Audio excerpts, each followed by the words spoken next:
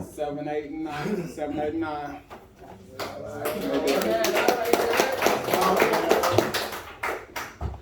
Derek, guys. Hey, Derek. Oh, Derek. What it do? What's up?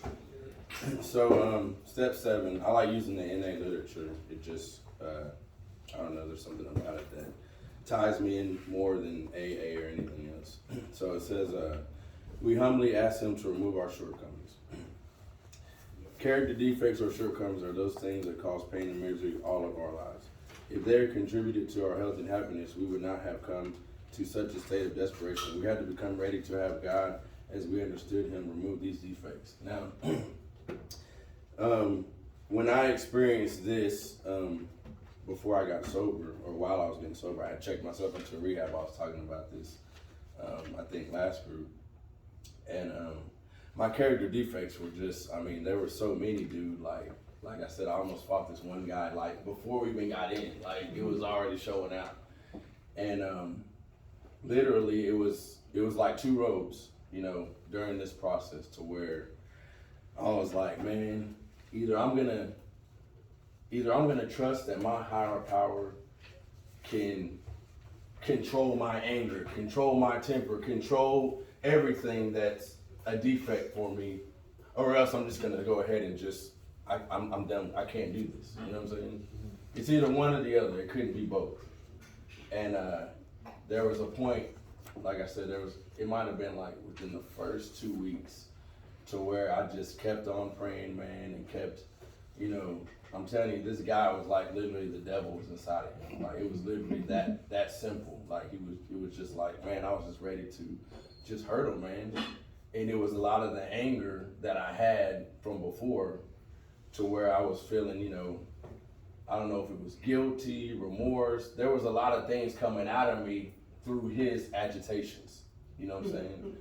And I just had to humbly ask God to remove it every single day, man. Like, literally, I was just on my knees in my room, with like, just, God, please help me get through this like, please help me not bust somebody hit. Like, please help me, you know, get humble.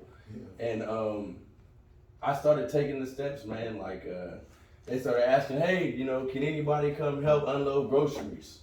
And I was the type of dude, I'm not unloading shit. And I was like, you know what? Yeah, I'll help. You know, hey, can anyone help wash dishes after the meals? Yeah, I'll help. There's like 100 people in there, man. You know what I'm saying? So I started doing things like that. And that's how I started removing the defects, man. You start reaching out to help others. And that's how my defect of character started going away. You know what I'm saying? By helping others. By coming forward and saying, I volunteered, you know what I mean? And I'm the type of person, I never would volunteer like that, man. To wash dishes after all of y'all, dirty self? Oh, no. But I did it, you know what I'm saying? I knew that that's what I needed. My spirit was telling me, like, you need to humble yourself, man. You ain't humble yet. And every day it just got better and better. And as time goes on, you know, if you keep practicing, it's all about the principles to me. You practice these principles, man, and eventually your character defects will go away, I promise you. You know what I'm saying? Pray to whoever you pray to, and start getting humble, man. And you know, humility is something that I used to have a problem with, man. I had a real bad anger problem, man. I couldn't, anybody laugh at me, we was gonna fight right there. You know what I'm saying? I don't care what it's about. You know, it could be about something that's just so stupid. You know, if I felt humiliated, I was gonna fight you. We was gonna box. You know what I'm saying? And you know, it was a test. You know, like in the rehab, it was a test, man. You got to get real humble. If you're in a real rehab, not one of these go to the coast and the beach and all that. No, this is Turtle Creek, man, uptown Dallas, bro. Like, you know what I'm saying? You gonna get humble, or you gonna get out. You know what I'm saying? They gonna put you out, one or the other. And it really humbled me, man. I've been to prison and everything, but for some reason, that humbled me a lot, being there. Prison didn't really humble me. It was like normal to me. But that rehab, and I've been to rehab before, but that Turtle Creek, man, it was just, I guess it was just my time, you know what I'm saying? I just humbled myself to my higher power, you know, and it took a long time, man. You know, I've been in this program for about 20 years, but I never took it real serious until this last time. And maybe that's the difference. So, you know, it starts with just asking him. It says him, you know what I'm saying? Or ask him to remove it. You know, whatever your him is, you better start asking. Just ask him, and they'll remove it. But that's all I got on step 7 for me. Step 8, it says, we made a list of all persons we had harmed and became willing to make amends to them all. I've heard a lot of people say that they had trouble with this step. For me, I didn't. Once I got past step 7 and got humble, I was ready to write that list down. Like, I wrote it down like really fast, dude, because I knew I damn near harmed everybody I'd ever came in contact with. I mean, so I really didn't even have to write a list. I just in my head. I mean, I wrote a few people's names down that stuck out. Certain things that I did, like stole my dad's car. '66 Mustang back in the day a few times. I put some stuff on there that to me felt like, man, these are the worst things that I've done in my life. That's who I put on there. Or else the list would have went for it would have been a whole journal. It says step 8 is the test of our newfound humility. Our purpose is to achieve freedom from the guilt that we have carried. We want to look the world in the eye with neither aggressiveness nor fear. Are we willing to make a list of all persons we have harmed to clear away the fear and guilt that our past holds for us? Our experience tells us that we must become willing before this step will have any effect. So this step is all about just being willing. You know what I'm saying? There's 3 things that the programs go by. It's honesty, open-mindedness, and willingness. And this is where that willingness comes in. You know what I'm saying? Are you willing just to write down a list? It ain't even telling you got to do anything except be willing to write down a list. So that's a simple thing to do for me, is just to write it down. You know what I'm saying? They're not asking you to say nothing yet. They're just asking you to write it down. So it was easy for me. I'm a writer. I was this person, and I did this, and I did this to her, and I cheated. It was easy, man. Just be honest, man. That's all I can tell you. Be honest. Because if you ain't being honest here, you ain't going to be honest later. So might as well just come clean. That's step 8. Step 9. We made direct amends to such people wherever possible, except when to do so would injure them or others. This step should not be avoided. If we do, we are reserving a place in our program for relapse. Pride, fear, and procrastination often seem an impossible barrier. They stand in the way of progress and growth. The important thing is to take action and to be ready to accept the reactions of those persons we have harmed. We make amends to the best of our ability. Timing is an essential part of this step. We should make amends when the opportunity presents itself, except when to do so would cause more harm. Sometimes we cannot actually make the amends. It is neither possible nor practical. In some cases, amends may be beyond our means. We find that willingness can serve in the place of action where we are unable to contact the person that we have harmed. However, we should never fail to contact anyone because of embarrassment, fear, or procrastination. And the reason why I read that is because there was a lot of people that I could not make amends to. You know what I'm saying? Like either in person or on the phone. They were either in jail or they're dead.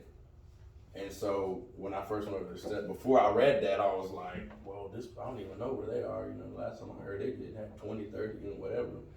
So that's why I wanted to read that part, because it says just being willing to, though. Even if you know you ain't gonna see them never again and you can't, just the willingness for that part is okay. The people that you can, I like the timing part. So when I did this step, it was like, okay, do I just start calling? I'm starting to think, do I call people that I still have contact? Do I go on Facebook? Like, what do I do? And a lot of times, the weird part about my God is he just, like I said, he just presents himself. Like, people will I'll see someone at the gas station, you know what I mean? At Walmart, in group, whatever, you know what I'm saying? Just as soon as I see them, I've already had them on my mind. So I'm like, man. And then there's that embarrassment. I'll be like, man, I don't know if, you know what I'm saying? I don't know if I want to do this right now. And then, just go ahead and do it, man. Because, like I said, relapse. That's one of the number one reasons we relapse is because of the guilt, shame, and remorse. Once you get to this step, once you get past this step, I feel like, honestly, man, you're there. You're living, you're working a good program. You're living it. You know what I mean? Once you get past the guilt, shame, and remorse, and that was a big deal for me. I did a lot of stuff, man. I did a lot. I know y'all did too. And everybody feels like their stuff's bad. And But like somebody shared earlier, there's not a whole bunch of people that have told me like, I can't believe you did that. You know what I'm saying? There's some people that said, man, I would have did it this way, or I did it this way, but and it was just showing that, we're all different, but we're all the same. You know what I mean? There's only one that I know of that came down here and lived a perfect life. And ain't none of that, and I ain't never seen them down here yet. So I don't have nothing to be ashamed of. Once I got past the shame and guilt, I had to forgive myself because I hurt myself more than I hurt anybody else in my life. Like I literally drug myself through the mud, and I had to make the most amends to myself. Once I forgave myself, it was easy for me to go to other people and ask for forgiveness or tell them, look, I'm sorry that I did this or I did that. And people actually, man, honestly, I haven't met one person that was just really pissed off at me because most of the people that I knew, they was doing the same things I was doing. And regardless if they were sober at the time when I apologized to them or not, they understood where I was coming from because they had done some similar stuff. Some stuff we had did together, you know what I'm saying? So, I mean, I'm just saying, man, like, you'd be surprised when you tell somebody, I'm sorry and ask for forgiveness, you'll be surprised what might come out of their mouth.